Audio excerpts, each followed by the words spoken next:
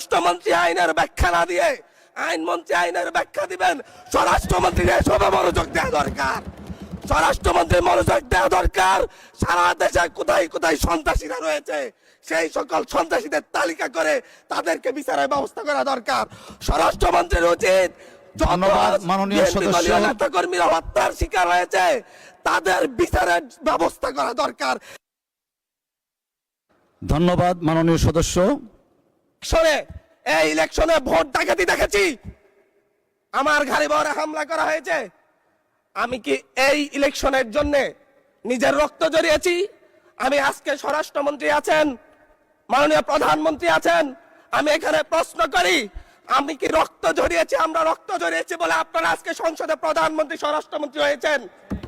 রক্ত ঝরার পরে রক্ত জড়িয়ে গুলিবিদ্ধ হয়ে 3 দিনের মাথায় দয়া করে থামুন মাননীয় সংসদ সদস্য, আপনার বক্তব্য অব্যাহত রাখুন। 144 ধারার মধ্যে আবার নিজেই গুলিবিদ্ধ পা দিয়ে বের হয়ে গিয়ে সংবাদ সম্মেলন করে বলেছি আবার রাস্তায় নামুন, হাসিনা পতন হতে হবে। আমরা বলেছি নতুন বাংলাদেশ দিব। আমরা নতুন বাংলাদেশ আবার প্রতারণার রাজনীতি দেখতে চাই না, প্রবঞ্চনার রাজনীতি দেখতে চাই না। যেই গণভোটের পক্ষে আমাদের মাননীয় প্রধানমন্ত্রী প্রচারণা চালিয়েছেন, যে আদেশের পক্ষে মাননীয় সরকার দলীয় সংসদ সদস্যরা প্রচারণা চালিয়েছেন, আজকে এখানে সেই কেন এটা নিয়ে আবার দীর্ঘ আলোচনা হতে হবে। আমরা 90-এর গণঅভ্যুত্থানের কথা বলে যাই নাই। 3 জোটের রূপরেখা হয়েছে, বাংলাদেশ গণতান্ত্রিক ভাবে উত্তীর্ণ হবে কথা দেওয়া হয়েছিল, কিন্তু 94 সালের মাগুরার নির্বাচন কারা আয়োজন করেছিল? কারা 94 সালে মাগুরার নির্বাচন আয়োজন করেছিল? আজকে আবার এই সংসদে দাঁড়িয়ে আবার এমন একটা ব্যবস্থা নিয়ে যাচ্ছেন, আরেকবার যে মাগুরার নির্বাচন আয়োজন করবেন না এর নিশ্চয়তা কে দিবে? এর নিশ্চয়তা কে দিবে? আমি আমার সবচাইতে কম বয়সী প্রার্থী হিসাবে নিজের প্রার্থীটা জমা দিয়ে এলাকায় গিয়েছি প্রচারণা করতে। 3বার হামলা শিকার হতে হয়েছে। আমি সংসদ সদস্য হিসেবে এলাকায় গিয়েছি, সেই জায়গায় আমার উপর হামলা করেছে, সরাসরি ভিডিওতে দেখা গিয়েছে। অস্ত্র নিয়ে, দেশীয় অস্ত্র নিয়ে আমাকে কোপাতে আসা হয়েছে। তারা কারা? ওরা তো তারাই যাদের প্রত্যেকের হাতে বিএনপি দলীয় নেতা কর্মীদের রক্ত লেগে আছে, প্রাণ লেগে আছে। এই বিশ্বাসঘাতকতা মাননীয় স্পিকার, এই রাষ্ট্র আর সইবে না। আপনারাও সইতে পারবেন না।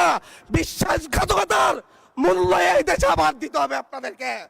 আপনারা যারা আপনাদের ভাইদের রক্ত জড়িয়েছে, খুন করেছে, খুনের মামলা আছে, তাদেরকে আবার পুনর্বাসিত করে আমাদেরকে খুন করার জন্য লেলিয়ে দিচ্ছেন।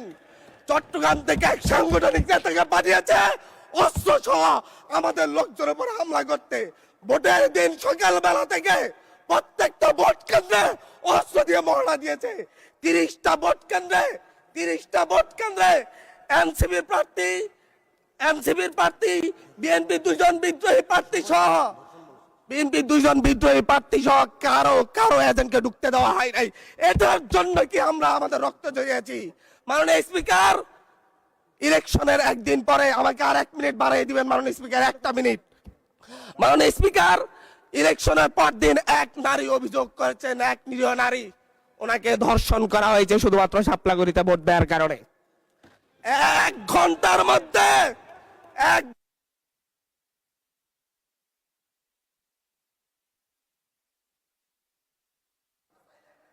ধন্যবাদ মাননীয় সংসদ।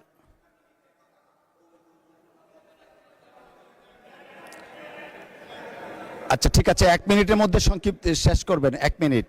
মাননীয় স্পিকার, একজন ভুক্তভোগী নারী অভিযোগ করেছে ওনাকে ধর্ষণ করা হয়েছে শাপলাগড়িতে ভোট দেওয়ার কারণে। সার্কেল এসপি 1 ঘন্টার মধ্যে বলেছে এই ধরনের কোনো ঘটনা ঘটে নাই। আজকে 42 দিন পার হয়েছে, এখনো ডিএনএ রিপোর্ট আসে নাই। মামলা নিতে 3 দিন দেরি হয়েছে। সিভিল সার্জন অফিস তদন্ত কমিটি করে দিয়েছে, তদন্ত কমিটির রিপোর্ট জমা দিয়েছে। ভুক্তভোগী নারী জানে না তার তদন্ত রিপোর্ট কি এসেছে। এই ভয়াবহ পরিবেশ তৈরি কারা করছে? আমার মনে হয় স্বরাষ্ট্রমন্ত্রী আইনের ব্যাখ্যা না দিয়ে আইনমন্ত্রী আইনের ব্যাখ্যা দিবেন। স্বরাষ্ট্রমন্ত্রীর এসবে মনোযোগ দেওয়া দরকার। স্বরাষ্ট্রমন্ত্রী মনোযোগ দেওয়া দরকার। সারা দেশে কোথায় কোথায় সন্ত্রাসীরা রয়েছে সেই সকল সন্ত্রাসীদের তালিকা করে তাদেরকে বিচারের ব্যবস্থা করা দরকার।